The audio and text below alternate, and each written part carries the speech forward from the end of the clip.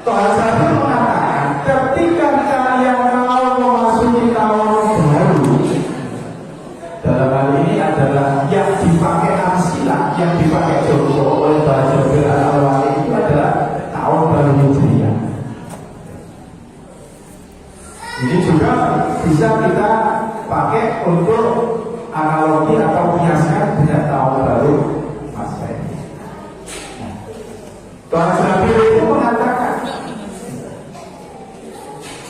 gimana mungkinnya indah ada sana warna Asia.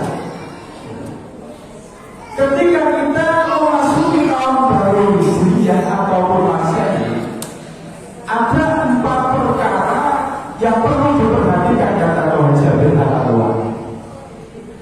Yang pertama berkaitan dengan al-fikr. Beliau mengatakan yang pertama adalah berpikir. Apa yang dimaksud berpikir, kata Tuhan Jabir Al-Awwali? Ada sebuah mahfudzah atau sebuah orang mengatakan fakir qabla an ta'zina. Sebelum kita melakukan atau melangkahkan kaki kita, memasukkan diri kita, memasukkan jasad kita dalam tahun baru, baik itu Hijriah ataupun Masehi, maka langkah pertama, kata Tuhan Jabir Al-Awwali, adalah berkaitan dengan fakir qabla an ta'zina, yaitu berpikirlah sebelum engkau berbuat. Ini kata Tuhan Jabir Al-Awwali. Ketika kita memasuki tahun baru, apa yang kita lakukan? Yang pertama, kata Tuhan Jabir, berpikirlah sebelum kamu berbuat. Makanya ketika ada sahabat Nabi yang bernama Abu Talha. Abu Talha itu sahabat Nabi yang paling kaya pada masanya. Beliau itu mempunyai lahan ataupun kebun kurma yang sangat luas. Punya kebun kurma yang luas. Namanya sahabat Nabi yang bernama Abu Talha. Ketika surat Al-Iqra ayat 92 itu turun, lantaran birra hatta tunfiquna mimma tuhibbun. Dikenali dengan betul nabi dengan tinggal surat Al-Iqra itu. Lantaran birra hatta tunfiquna mimma tuhibbun. Ketika Al-Quran ataupun ayat ini turun berkaitan dengan peristiwa Abu Talha bersama Nabi Muhammad SAW. Ketika itu Abu Talha berpikir sebelum bertanya kepada Nabi, karena beliau itu sahabat Nabi yang paling kaya pada masanya, mempunyai kebun kurma yang sangat luas. Dalam benak beliau, ketika Abu Talha ini harta kekayaannya ini sudah cukup untuk keluarganya, ibaratnya panen kurma itu sampai dimuti yang dalam kebutuhan rumah tangganya Abu Talha. Abu Talha berpikir, li aisyai hadal karir. Abu Talha itu bertanya kepada dirinya, untuk apa kebun kurma seluas ini ketika ini sudah mencukupi daripada kebutuhan saya? Ini pertanyaan Abu Talha, dan ketika itu didahului dari proses berpikir Abu Talha terlebih dahulu. Makanya kalau saya mengatakan ketika kita memasuki tahun baru, maka apa yang dilakukan? Yaitu berpikir, mengambil apa yang ada dalam surat Al-Iqra berkaitan dengan rancangan itu adalah peristiwa ketika Abu Talha melakukan proses berpikir.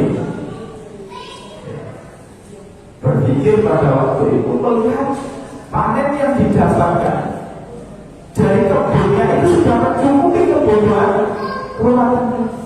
Beliau berpikir, untuk apa kelebihan daripada panen ini?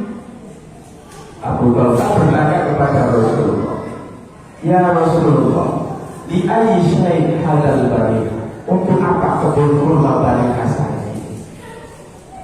Maka Rasulullah mengatakan kepada Abu Talha, li tasod taksa wali apa?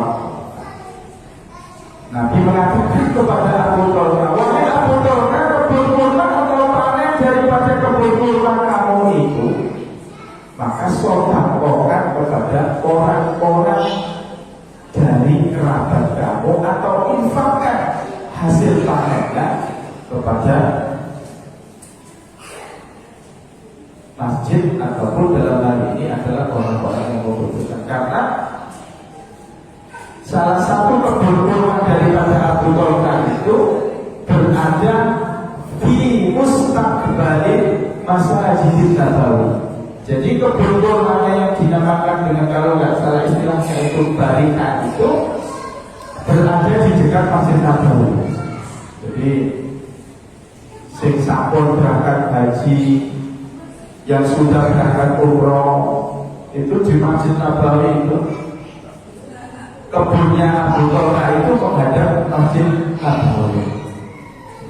Mungkin di pertengahan antara Masjid Kuba dan juga Masjid Nabawi. Biasanya sudah melaksanakan umroh dan juga haji itu ya nggak jauh-jauh Masjid Kuba itu dengan Masjid Nabawi.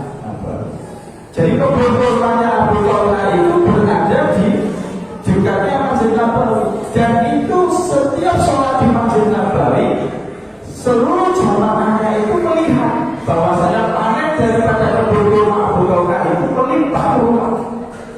Maka ketika itu Abu Talha berpikir dan bertanya kepada Rasulullah, di ayyi syai'in hadzal bari, untuk apa kebun kurma ini ya Rasulullah? Rasulullah mengatakan untuk disedekahkan ataupun dilimpahkan.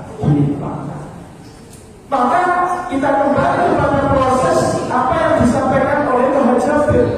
Ketika kita memasuki daripada tahun baru, baik itu Masehi maupun Hijriah, maka di situ kita harus mengawali daripada proses untuk berpikir bersama-sama. Apa yang kita pikirkan para jamaah?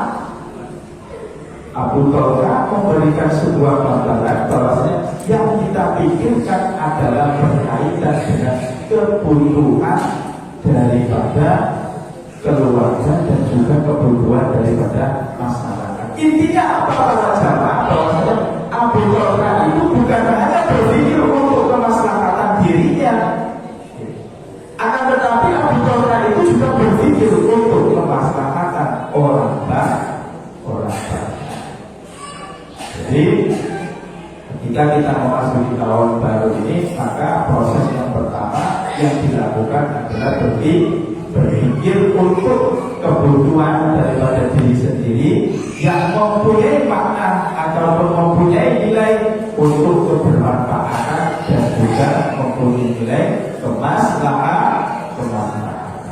Jangan sampai kita berpikir yang tidak rasional, yang tidak ada manfaat. Kadang-kadang itu kembang api sampun di sumber dulu. Apa kepinginmu di tahun baru ini? Biasanya itu banyak halusinasinya. Saya besok mau beli Pajero, walaupun nggak punya uang beli Pajero. Itu nggak realistis. Abu Talha itu berpikir hanya untuk bermanfaatan daripada dirinya, maka berpikirlah ketika memasuki tahun ajaran ataupun dalam tahun baru, maka berpikir untuk kemaslahatan, untuk bermanfaatan bersama. Jangan berpikir yang tidak ada manfaat. Itu penting para jamaah, dan itu dicontohkan oleh Abu Talha ketika itu bertanya kepada Rasulullah. Ini adalah proses pertama ketika kita memasuki tahun baru. Yang kedua, kata Muhammad bin Al-Alwani, setelah kita berpikir apa yang harus kita lakukan, beliau mengatakan ketika berpikir sudah kita lakukan, maka tahapan yang kedua adalah bagaimana kita harus berbuat. Makanya ketika Imam Al-Ghazali itu dalam kitab Ihya Ulumuddin itu mengatakan apa yang menjadi harta yang paling utama di dunia dan di akhirat. Imam Al-Ghazali dalam kitab Ihya Ulumuddin itu mengatakan yaitu amal ataupun perbuatan yang baik dan juga ilmu yang bermanfaat, kata Imam Al-Ghazali dalam Ihya Ulumuddin itu. Nah, Tuhan mengatakan langkah kedua setelah kita berpikir, maka kita harus berbuat. Jangan sampai kita berpikir saja tanpa kita berbuat. Maka kalau kita hanya berpikir tanpa berbuat, ya akan sia-sia. Cuma merenung, berangkat ke masjid setiap jalan, menapaki jalan kakinya, berpikir merenung, suwe-suwe kalau becak kalau nanti ditabrak. Saking khusyuknya mikir. Maka setelah berpikir harus berbuat. Nah, tentunya dalam proses kita semuanya itu melakukan pekerjaan ataupun dalam hal ini berbuat sesuatu, maka titipan daripada Nabi harus didahului dengan innamal a'malu binniyat. Sebelum kita melakukan sesuatu, sebelum kita berbuat, maka harus dilakukan, harus didahului dengan niat. Dan ini menjadi pembeda pada jamaah yang dirahmati oleh Allah ketika kita mendapatkan sesuatu dari perbuatan kita. Perbedaannya di mana? Coba kita bedakan. Ya. Ketika kita sama-sama berangkat di pasar untuk membeli sesuatu di pasar, jajan di pasar, seperti itu. Yang satu tidak ada niat, ya sudah beli aja jajan itu. Yang nomor yang kedua ada niat. Saya membeli jajan ini dengan niatan untuk mencukupi daripada kebutuhan keluarga saya. Dengan adanya niat itu, innamal a'malu binniyat itu adalah bagian daripada ibadah. Dalam kitab Lubabul Hadis itu disebutkan bahwasanya innamal a'malu binniyat itu dimaknai niat itu muhimun jiddan. Niat itu sangat penting. Dengan kepentingan daripada niat itu sehingga mendapatkan sebuah amal kebaikan. Berupa apa? Yaitu berupa ibadah. Maka dalam hal ini setelah kita berpikir, maka kita harus berbuat. Jangan sampai kita berbuat itu lupa akan niat. Karena niat itu penting. Karena bonus daripada ketika kita niat itu adalah ibadah dari Allah, yaitu amal kebaikan yang kita lakukan. Nah, dalam kitab Lubabul Hadis juga disebutkan ketika niat itu bukan hanya muhimun jiddan ada kepentingannya, tapi ketika niat itu adalah bagian daripada doa. Niat itu juga adalah doa. Ketika kita berangkat untuk melaksanakan pekerjaan ataupun melakukan sesuatu, tentunya kita niat, dan niat itu adalah bagian daripada doa. Karena doa ruhul ibadah. Doa itu adalah ibadah. Maka ketika kita sudah berpikir yang nantinya itu adalah untuk kebermanfaatan daripada kita, untuk kemaslahatan daripada kita, maka kita harus berbuat. Sebelum kita melaksanakan pekerjaan, sebelum melakukan sesuatu, sebelum kita berbuat, maka harus